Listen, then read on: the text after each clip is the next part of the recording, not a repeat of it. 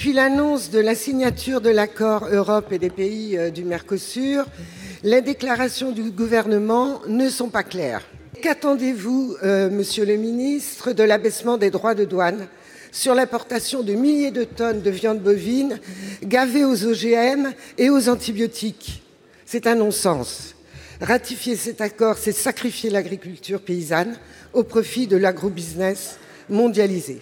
Il est très clair que tous les produits qui sont interdits à la consommation en Europe le demeurent également pour des produits qui sont produits à l'étranger, en dehors du territoire de l'Union européenne.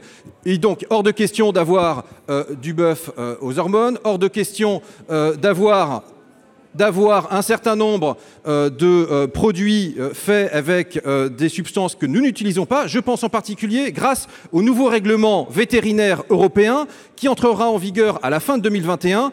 Or, cet accord Mercosur, compte tenu des délais justement de discussion, de débat, de finalisation au sein du Parlement européen comme des parlements nationaux, n'entrera pas en vigueur avant notre nouveau règlement vétérinaire qui, lui, est très protecteur. Je veux préciser que nous avons, grâce à cet accord, la reconnaissance de la qualité de notre agriculture et de nos IGP. Je le dis parce que un certain nombre de productions, je pense au jambon de Bayonne, je pense, monsieur le sénateur, au vin, par exemple, du Languedoc et du Roussillon, sont désormais protégées. Je vous trouve bien optimiste. Notre agriculture est bonne, de qualité, c'est pas le problème, ce sont les autres.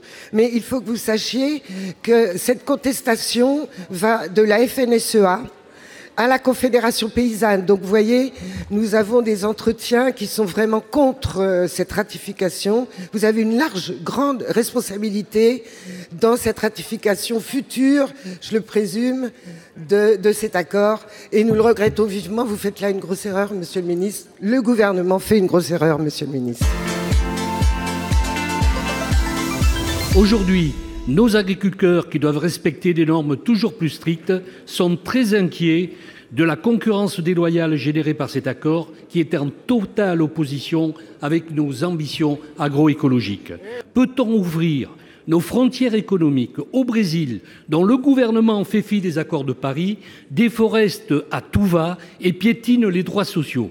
Aussi, monsieur le ministre, nous attendons de vous d'autres garanties que celles que vous venez d'énumérer dans vos réponses et qui sont notoirement insuffisantes pour s'assurer du respect des normes sociales, environnementales et sanitaires pour sauver notre agriculture et le climat. S'agissant de l'environnement, le Brésil a souscrit donc à l'accord de Paris. Et le président brésilien a souscrit noir sur blanc dans l'accord au fait de les mettre effectivement en œuvre. Et les engagements brésiliens, je vous les rappelle, c'est planter 12 millions d'hectares de forêts supplémentaires. C'est baisser de 37% les gaz à effet de serre. Et bien maintenant, nous jugerons sur les actes, nous jugerons sur pièce.